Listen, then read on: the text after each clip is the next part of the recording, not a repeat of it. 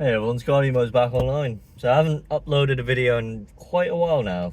Just kind of lost motivation, but now I've kind of regained motivation, so should be making videos on the regular, hopefully. Now, I wanted to talk about Tommy Robinson's situation.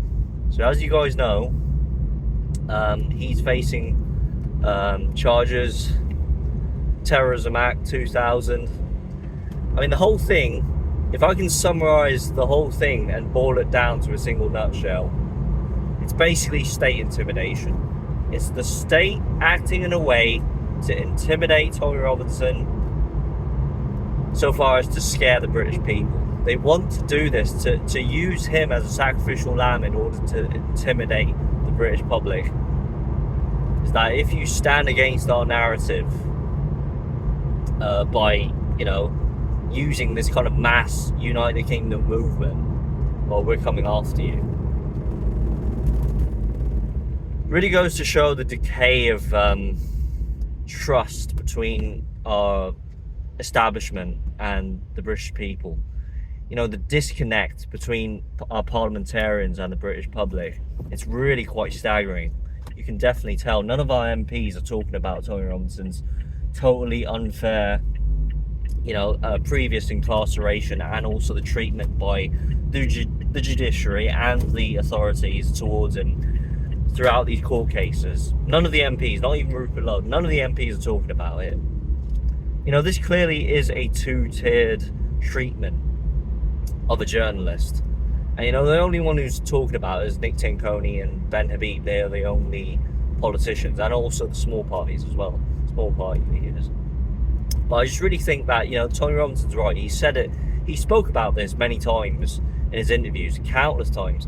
Look, all of these sequence of events that were happening, whether it be a tragedy, whether it be a breach of free speech, whether it be a violent outbreak, these things have to happen.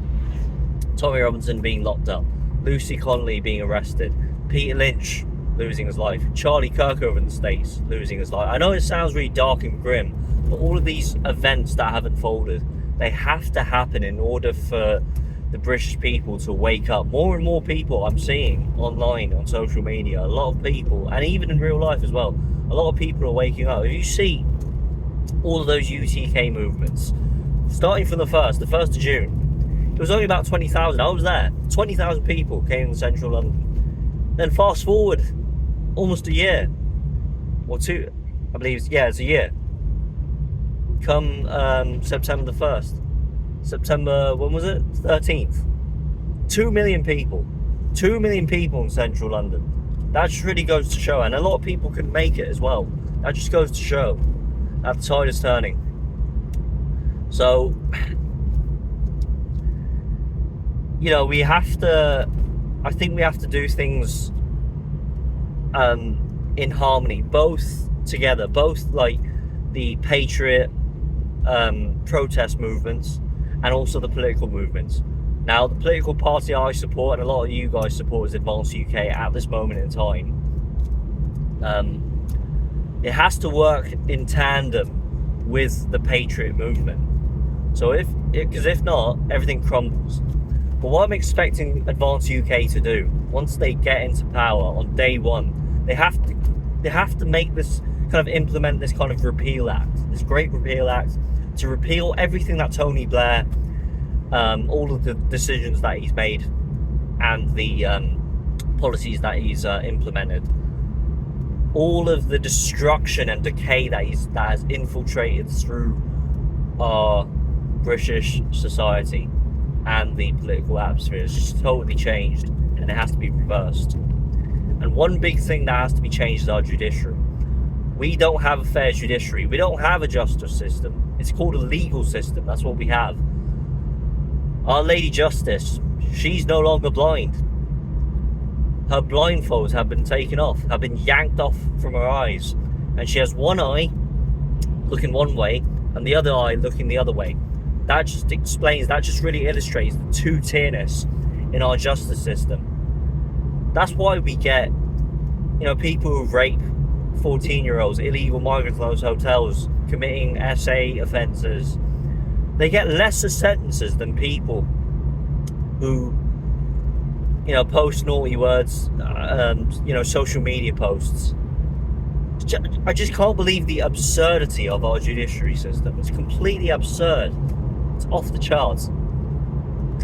This whole terrorism charge, that terrorism act that Tommy Robinson is under, you can't, basically the state doesn't give you the right to freedom of speech, freedom to be silent.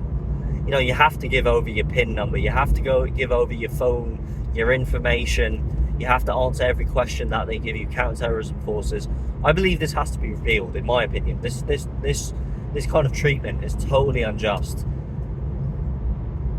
The whole notion under English common law of a man is innocent until proven guilty is applied ubiquitously across the world, across the border, to every country on the entire globe.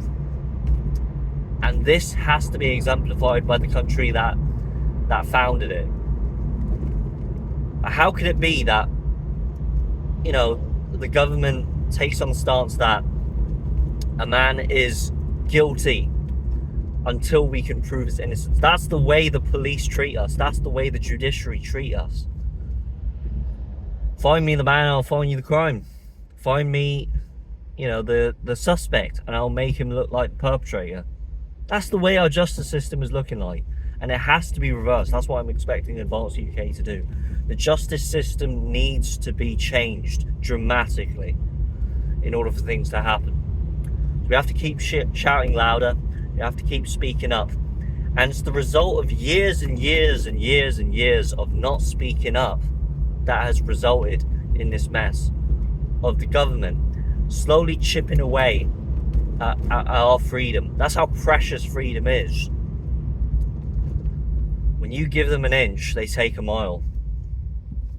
When you give them a hand, they chew your whole arm off. That's the way the government treats us.